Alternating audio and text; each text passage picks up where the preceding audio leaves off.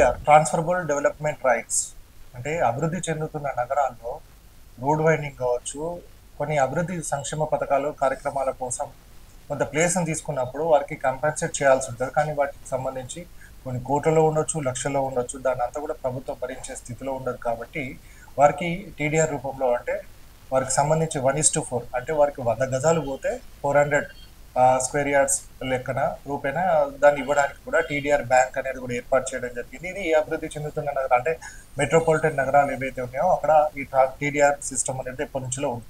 So Hyderabad నగరంలో కూడా under పాస్లు, ఫ్లైఓవర్లు, కొత్తగా లింక్ రోడ్లు ఏర్పాటు చేస్తున్నప్పుడు కూడా ఈ టీడీఆర్ని కూడా ఇవ్వడం జరిగింది. ఎందుకంటే ప్రభుత్వం మీద బర్డెన్ పడకుండా ఈ టీడీఆర్ని తీసుకురావడం జరిగింది. ఎందుకంటే ఆక్యుపెన్సీ సర్టిఫికేట్ కావచ్చు, అలాగే ఈ భవన నిర్మాణాలకు సంబంధించిన బిల్డింగ్ పర్మిషన్కి సంబంధించిన దాంట్లో కూడా ఈ టీడీఆర్కి ఈ వాల్యూని అంతా కూడా తీసుకుంటూ దాన్ని యూజ్ చేసుకునే విధంగా ఉండేది. అంటే 1:4 ఉండేది కాబట్టి దీనికి ఇబ్బంది లేకుండా ఉంది. కాబట్టి ఈ కరోనా సమయంలో ఇదంతా కూడా అప్పటి వరకు బాగానే ఉంది. కానీ దాటిన తర్వాత మాత్రం ఒక్కసారిగా టీడీఆర్కి విలువ అనేది పెరిగిపోవడం జరిగింది.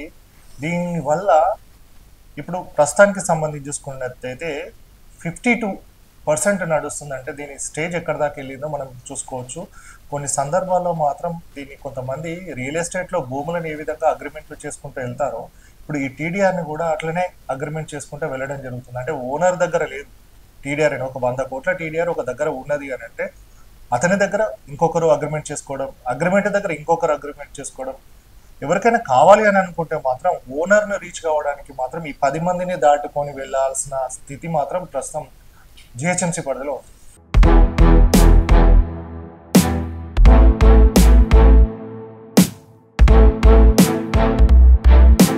సో ఇదంతా ఒక ఎత్తు అయితే ఈ టీడీఆర్ అనేది ఒక కుటుంబాలు కావచ్చు, ఒక కుటుంబంలో ఏ విధంగా చిచ్చుని రేపింది అనేది ఇప్పుడు మనం తెలుసుకునే ప్రయత్నం చేద్దాం. జిహెచ్ఎంసీ పరిధిలో హైటెక్ సిటీకి కూతవేటు దూరంలో ఉన్న ఒక జాగాది. ఆ ఓనరు ఎవరు అని అంటే మేకల్ని కాసుకునేవారు. అతనికి తెలిసింది ఒకటే, మేకల్ని మేపుకొని పోవడం. హైటెక్ సిటీ నిర్మించినప్పటి నుంచి కూడా స్టిల్ ఇప్పటికి కూడా అతను మేకల్ని మేపుకోవడమే అతనికి తెలిసిన విద్య. అతనికి 2 కొడుకులు ఉన్నారు. ఆ ఏరియాలో లింక్ రోడ్ కోసమో మిగతా దేనికోసమో అతనికి ఉన్న జాగాలో నుంచి రోడ్ వైడింగ్కి ఇచ్చేయడం జరిగింది. ఆ రోడ్డు వైడింగ్ పోతే ఇతనికి ఎంత వచ్చింది అని అంటే దాదాపుగా 6 కోట్ల టీడీఆర్ వాల్యూ రావడం జరిగింది. సో ఇదంతా బాగానే ఉంది.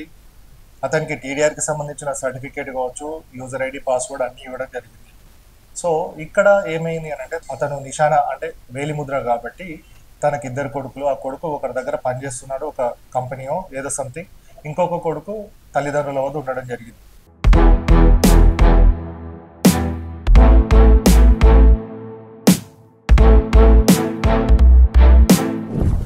యూజర్ ఐడి, పాస్వర్డ్ వచ్చిన తర్వాత ఆ తండ్రికి ఏం తెలియదు. ఎందుకంటే పొద్దున్న లేసే చాలు మేకల్ని తీసుకొని పోవడము, అక్కడనే తినడం, సాయంత్రం రావడం అనేది మాత్రమే ఇప్పటికీ హైదరాబాద్ ఇంత అభివృద్ధి చెందినప్పటికీ కూడా అతను చేస్తున్న పని అదే. ఈ టీడీఆర్ అనేది 6 కోట్ల టీడీఆర్ వచ్చింది అని చెప్పేసి పెద్ద కొడుకు ఎవరైతే ఉండడం జరిగిందో ఆయన ఓనర్ ఎక్కడైతే పనిచేస్తున్నాడో ఆయనకు చెప్పడం జరిగింది. ఇక్కడే ఆ ఓనర్ ఏం చేసిండు, అరే అట్లా కాదు, ఆ యూజర్ ఐడి పాస్వర్డ్ ఉంది కదా తీసుకో, ఎట్లాగూ ఆ తండ్రికి చదువు రాదు కాబట్టి ఆ పెద్ద కొడుకు పేరు మీదనే ఏదైతే ఓటీపీ రావడానికి ఫోన్ నెంబర్ని ఇవ్వడం జరిగింది. ఇదే అదనంగా ఓనర్ కూడా చూడడం జరిగింది. ఆ కొడుక్కి పెద్దగా అతని దగ్గర పనిచేస్తున్న ఆ కొడుక్కి ఏ విధంగా సర్ది చెప్పాడో మరి ఏం చెప్పాడో కానీ ఆ యూజర్ ఐడి, పాస్వర్డ్ అనేది కూడా తీసుకోవడం జరిగింది. దాదాపుగా అంటే ఒక కొడుకే అతను పనిచేస్తున్న ఓనర్ మాటలు నమ్మి తండ్రిని, తల్లిని, అలాగే అతని తమ్ముని మోసం చేసిన పరిస్థితి కనబడుతుంది ఇక్కడ. అంటే దాదాపుగా అతని ఓనర్తో కలిసి 3 కోట్ల టీడీఆర్ని అమ్ముకోవడం జరిగింది. అంటే 3 కోట్ల రూపాయలు. అంటే పేదవారు అయినప్పటికీ కూడా ల్యాండ్ ఉన్నది కావచ్చు, అది దాని మీద ఆధారపడ్డారు కావచ్చు, పోయింది వాళ్ళకు ఏం చేసుకోవాలనో తెలియదు. బట్ ఆ 3 కోట్ల రూపాయలు అయితే పోయింది. సో ఇక్కడ దాకా పోయింది. మరి తెలియదా అంటే అప్పటి వరకు కూడా తెలియదు వాళ్ళకి. మరి ఎప్పుడు తెలుసు, మరీ ఇంకొక 3 కోట్ల రూపాయల టెండర్ని అమ్మాలి అన్న ఉద్దేశం కొద్దీ మళ్ళీ సేల్ పెట్టారు.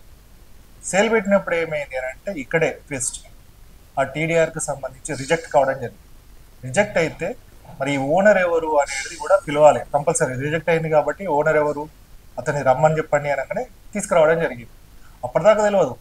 అంటే 3 కోట్లు అప్పటిదాకా అది అయిపోయిందని చెప్పేసి ఇదెందుకు అయిందని చెప్పేసి అతను అడగడం జరిగింది. అసలు ఏం జరుగుతుంది అని అంటే, నీకు 3 కోట్ల రూపాయలకు సంబంధించి టీడీఆర్ అమ్మినావు ఇప్పటిదాకా, ఇంకొక 3 కోట్ల రూపాయల టీడీఆర్ ఉందంటే నేనెప్పుడు అమ్మినా అని ఆ తండ్రి ఆవేదన వ్యక్తం చేయడం. లేదు లేదు ఇంకో నీది అంటే ముందస్తుగానే ఆ ఓనర్ ఏం చేసిండు, ఇతనితోటి డాక్యుమెంట్ మీద మొత్తం రిజిస్ట్రేషన్ దీనికి సంబంధించిన అగ్రిమెంట్ అనేది రాసుకున్నాడు.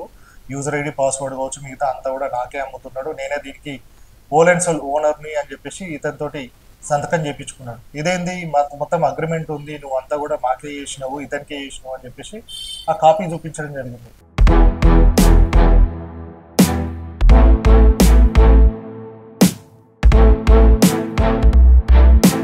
తన కొడుకు వల్ల తాను మోసపోయానని గ్రహించడం జరిగింది. సో దీన్ని ఎట్లా అని చెప్పేసి ఎవరినో ఒకరిని అడిగితే జిహెచ్ఎంసీలో అప్రోచ్ కండి అని చెప్పడం జరిగింది. సో 3 కోట్ల రూపాయలు పోతే పోయింది, జాగవైంది దానికి 6 కోట్లు వచ్చింది, 6 కోట్లలో 3 కోట్లు పోయింది, ఇంకొక 3 కోట్ల రూపాయలు ఉంది. మరి ఇదన్నా రాని నాకు అన్న ఉద్దేశం కొద్దీ ఆయన జిహెచ్ఎంసీ కమిషనర్ దగ్గరికి వచ్చి వేడుకోలు చెప్పడం జరిగింది.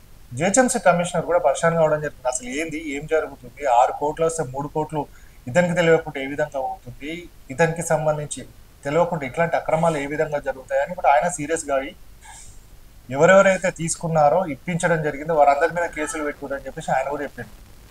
సో కన్నతండ్రి కాబట్టి మరి కేసు ఎవరి మీద అవుతుంది, కొడుకు మీద అవుతుంది, కేసులు ఇవన్నీ వద్దు సార్ అని చెప్పి ఆయన కూడా వేడుకోవడం జరిగింది. ఇప్పటి వరకు పోతే పోనీ సార్ 3 కోట్లు కాదు, అది ఎన్ని కోట్లు అయినా సరే పోయింది, అయిపోయింది ఏదో అయిపోయింది. కానీ ఇప్పుడు ఉన్న 3 కోట్ల రూపాయలు ఏదైతే టీడీఆర్ వాల్యూ ఉందో అది తమకు ఇచ్చేయండి, తాము దాంట్లో కలోగంజో తినేసి బతుకుతాము, తమకున్న ప్రాపర్టీ కూడా వెళ్ళిపోయింది కాబట్టి నాకు ఇప్పటిదాకా తెలియదు ఈ డబ్బు గురించి, దానికి పోయిందని చెప్పేసి ఇప్పుడు ఏదైతే వస్తుందో దాంతో మేము బతుకుతామని చెప్పేసి వైద్యదాన్ని వదిలిపెట్టండి, ఇప్పుడైతే ఇవ్వండి అని చెప్పిన నేపథ్యం. సో ఇప్పుడు ఆ తండ్రి, భార్యాభర్తలు అలాగే చిన్న కొడుకు ముగ్గురు కూడా జిహెచ్ఎంసీ చుట్టూ తిరుగుతున్న పరిస్థితి.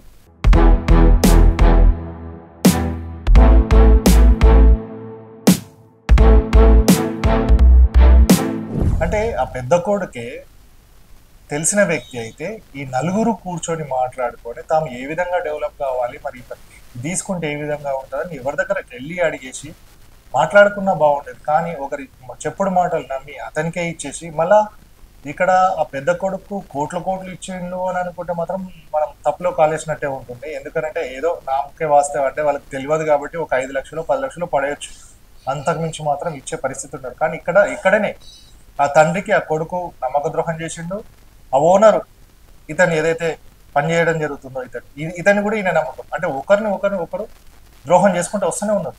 అంటే ఈ టీడీఆర్ అనేది మనకు తెలిసిన ఈ ఇష్యూలోనే ఇట్లా ఉంది అని అంటే ఇంకా ఎంతమంది దగ్గర ఇట్లాంటి కేసులు నడుస్తున్నాయో తెలియని పరిస్థితి. ఎందుకంటే కొంతమంది నమ్మి యూజర్ ఐడి పాస్వర్డ్ని ఇస్తే పాస్వర్డ్ని చేంజ్ చేసిన పరిస్థితి ఉంది. అంటే ఓనరు ఏం చేయాలో తెలియని పరిస్థితి, ఎందుకంటే అతను బతలాడుకోవాల్సిన పరిస్థితే, ఎందుకంటే అతని మీద ఏం చేయలేని పరిస్థితి.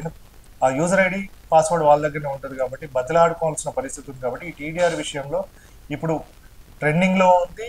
డబ్బులు అంటే దానికి సంబంధించిన పర్సంటేజ్ పెరగడంతో ఈ టీడీఆర్ పైన కూడా చాలా మంది కన్నేసి ఉన్నారు కాబట్టి చాలా జాగ్రత్తగా ఉండాలని కూడా జిహెచ్ఎంసీ సూచించడం జరుగుతుంది.